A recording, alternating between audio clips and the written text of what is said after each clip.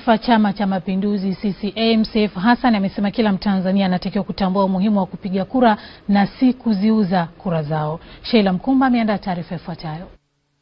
Amesema hayo leo jijini Dar es Salaam wakati akizungumza na waandishi wa habari juu ya namna ambavyo jumuiya ya wazazi imeshiriki katika kampeni za kusaka ushindi wa nafasi ya urais katika uchaguzi huu. Kama nyingine kura zetu nyingi tu zinapotea kwa sababu pengine watu hatuelewi pengine umuhimu. Mara kura cha nyingine inauzwa japo shilingi 10,000 15.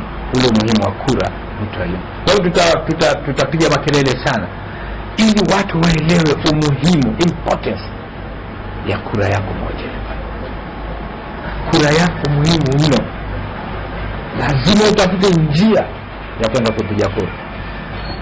Seif amesema kuwa jumuiya hiyo inashiriki katika kampeni ikiwa ni sehemu ya wajibu ya jumuiya zote tatu za chama hicho katika kuhakikisha kinapata ushindi kwa ngazi zote. Sisi katika shughuli hizi za mchakato wa kampeni wa mchakato wa uchaguzi mkuu, sisi wazazi tuliona au tulinotice mapema kwa jumuiya yetu ina dhamana, ina wajibu wa kusimamia uchaguzi huu. Mambo yote mawili yafanyike.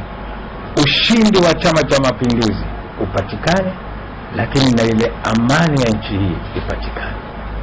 Jumuiya ya wazazi ya Chama cha Mapinduzi CCM imegawanya watendaji 32 katika kanda 10 nchini kwa lengo la kuhakikisha ushindi wa chama hicho katika uchaguzi mkuu unaotarajiwa mwezi Oktoba mwaka huu. Sheila Mkumba, Azam News, Dar es Salaam.